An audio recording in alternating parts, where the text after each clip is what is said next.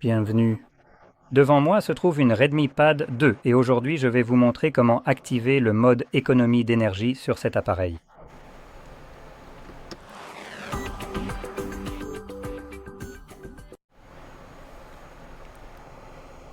Pour commencer, vous devrez faire glisser votre doigt vers le bas depuis le coin supérieur droit de votre écran, car c'est là que se trouvent nos raccourcis.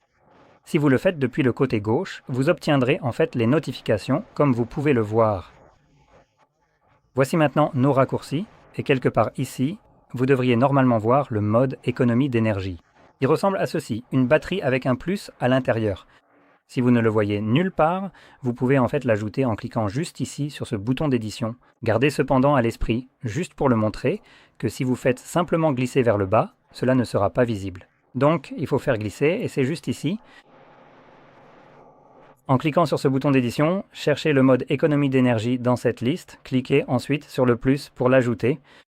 Maintenant, je vais en ajouter un de plus, en supposant qu'il soit ici. Je pense qu'il devrait y être. Apparemment, il n'y en a pas. D'accord. Donc, je cherchais le mode ultra économie d'énergie, mais il semble qu'il ne soit pas ici. Bref, une fois que vous voyez ce raccourci, vous pouvez le maintenir appuyé. Cela vous amènera dans les paramètres. Je veux juste rapidement aborder ce qui va apparaître ici avant qu'on l'active.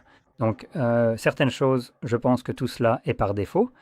Nous avons l'option de ne pas allumer l'écran pour les notifications lorsque ce mode est activé, de désactiver le mode lorsque la charge atteint 50% ou plus, et vous avez aussi la possibilité d'activer une programmation horaire pour passer d'un mode à l'autre. Donc, en gros, vous pouvez programmer 1 heure pour activer ce mode, puis le désactiver ensuite afin de préserver la batterie, ce qui peut être utile, par exemple, la nuit pendant que vous dormez et que vous vous fichez complètement de l'appareil, des notifications et autres trucs du genre, alors que de toute façon, vous n'allez pas utiliser l'appareil, ni vous soucier des notifications, par exemple à 2 heures du matin.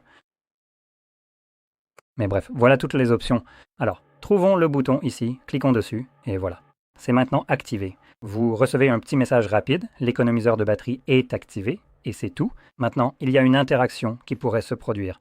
Xiaomi ne l'indique pas vraiment ici, donc je suppose simplement, mais c'est généralement ce que font beaucoup d'appareils, ils empêchent les applications de fonctionner en arrière-plan lorsque vous n'utilisez pas l'appareil. Maintenant, c'est un peu une manière compliquée, mais en gros, cela empêche simplement les applications de vous envoyer des notifications. En raison de tout cela, lorsque vous verrouillez l'appareil et que vous ne l'utilisez pas, les applications en général, je ne dis pas que c'est le cas ici, mais en général, ne vous enverront pas de notifications lorsque vous n'utilisez pas l'appareil, car elles sont simplement arrêtées en arrière-plan. Elles ne peuvent pas se lancer toutes seules pour vérifier auprès des serveurs si vous avez reçu des messages, et si elles ne peuvent pas vérifier les nouveaux messages, elles ne peuvent pas vraiment savoir si vous en avez reçu un, donc elles ne peuvent pas vous en informer. Donc c'est quelque chose à garder à l'esprit.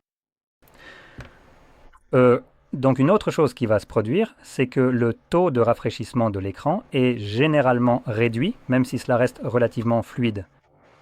Donc c'est étrange, mais quoi qu'il en soit, une fois que vous avez fini d'utiliser le mode économie d'énergie, vous pouvez retrouver le bouton et cliquer dessus à nouveau pour le désactiver ou recharger la batterie. Voilà, c'est fait. J'espère que cette vidéo vous a été utile, et si c'est le cas, n'oubliez pas de liker, de vous abonner, et merci d'avoir regardé.